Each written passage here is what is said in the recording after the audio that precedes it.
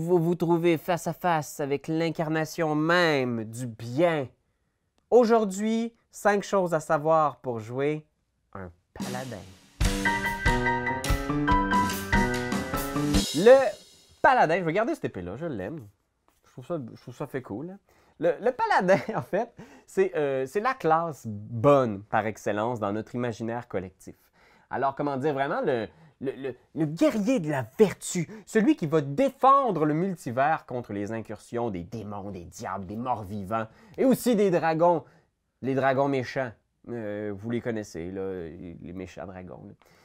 L'idée ici, c'est d'essayer de vous donner 5 trucs pour votre personnage. Si vous décidez de jouer un paladin, puis de vous donner un guide pour éviter de tomber dans le fameux paladin classique qu'on a tous vu qui gâche un peu l'ambiance à la table. Vous allez comprendre. Si vous n'avez jamais vu de paladin en action, ça peut refroidir certains groupes de jeux de rôle. Ça vous égale beaucoup, ça. Ah, ne questionnez pas la fermeté de mon glaive. Mais bref, la première chose à savoir, si vous jouez un paladin, c'est que vous n'avez pas besoin d'être loyal bon. On s'impose souvent cet alignement-là parce qu'on se dit paladin, tu essaies d'imaginer le plus mieux, le plus gentil des gentils. C'est quoi le personnage qui est le plus pur? Et souvent, c'est associé à l'alignement loyal bon. Mais dans 5e édition, vous n'avez plus besoin de jouer cet alignement-là. Donc, votre paladin peut être plein de nuances et de zones de gris. Fait que vous pouvez, si vous le souhaitez, jouer un paladin qui va servir la justice, qui va peut-être être justement un justicier masqué, un peu comme Batman, ou qui va chercher la vengeance.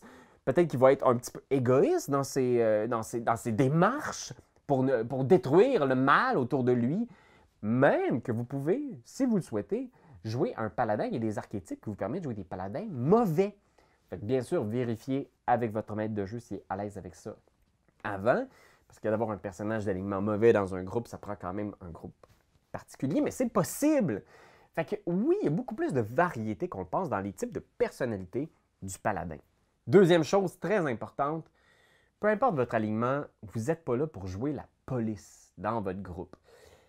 Je pense qu'on a tous, ou en tout cas si vous ne l'avez pas déjà vécu, mais vous connaissez peut-être des gens qui ont connu une expérience du genre, avoir un groupe très très cool, tout fonctionne bien, on a un plan un peu fou, on va rentrer dans la morgue de la ville, on va essayer d'aller voir si on ne peut pas trouver le cadavre de... Puis soudainement, il y a le paladin du groupe qui fait « Hey, attendez, chers amis, on ne peut pas, parce que c'est contre les lois de la ville. Et vous le savez, je suis loyal bon, donc il est impossible pour moi d'enfreindre aucun règlement. » Vous n'avez pas besoin de jouer la police. Vous n'avez pas besoin, genre, de châtier un de vos amis parce qu'il a mis sa gomme à terre ou parce qu'il n'a pas rendu l'argent à telle personne. Non, c'est pas votre rôle. Puis je comprends peut-être que ça peut être la lignée de votre personnage, puis que ça peut être cohérent avec comment vous avez été élevé. Mais c'est un jeu. On est dans un jeu dans lequel on veut avoir des plans fous, on veut avoir des plans créatifs.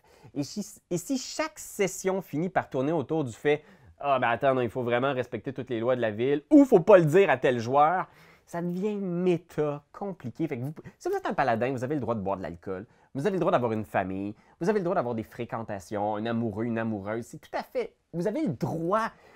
Ce qui est important pour le paladin, c'est juste qu'il y a une foi inébranlable en quelque chose. Fait que vous n'avez pas besoin d'être la police de service. Okay? Troisième chose à savoir, c'est une affaire très importante, c'est votre aptitude signature, c'est le châtiment du mal.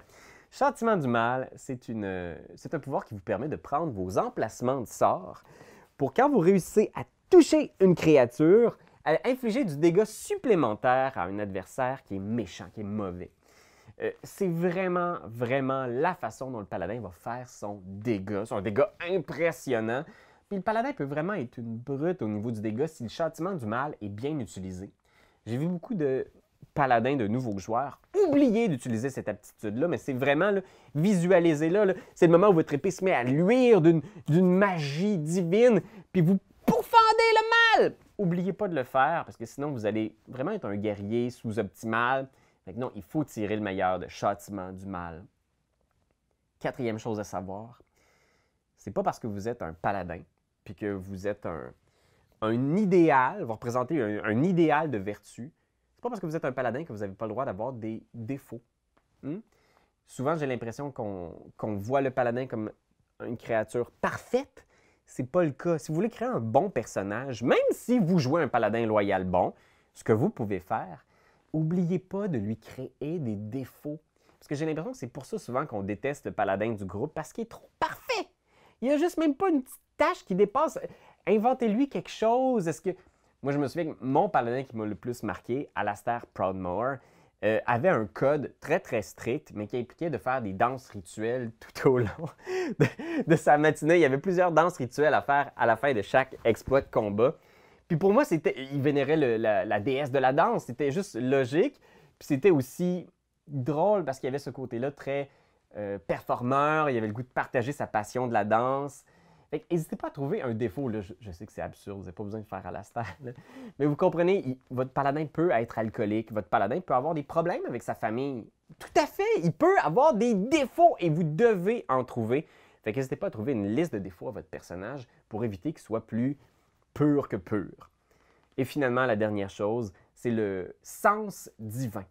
Donc, très tôt dans votre carrière, vous avez un pouvoir qui vous permet de détecter les auras maléfiques, mauvaises autour de vous.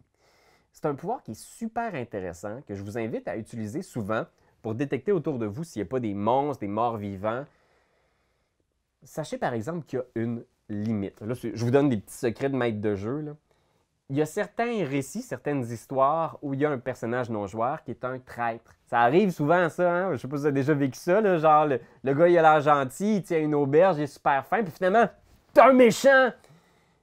C'est sûr et certain que si vous faites sens divin près du gros méchant traître de la campagne de votre maître de jeu, c'est sûr qu'il va vous bullshiter quelque chose. Du genre, oh non, il y a un sort qui empêche de détecter son alignement, ou il y a une amulette d'antidétection d'alignement, quelque chose de même. Fait que prenez pas ça pour du cash. Si vous faites sens divin autour de quelqu'un et que ça semble dire qu'il n'est pas méchant, cette personne-là, peut-être que c'est quand même un vampire sous une fausse identité, ça se peut. Votre maître de jeu va peut-être bullshiter pour sauver sa campagne. Je dis ça de même, c'est pas une expérience vécue.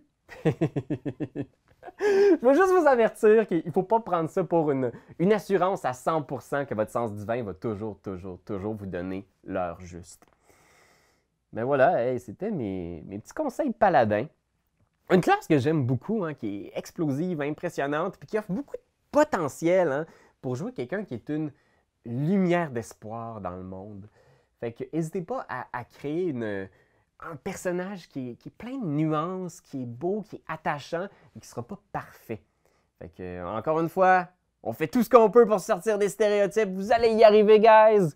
Puis on se rejoint dans une autre vidéo. Wouah!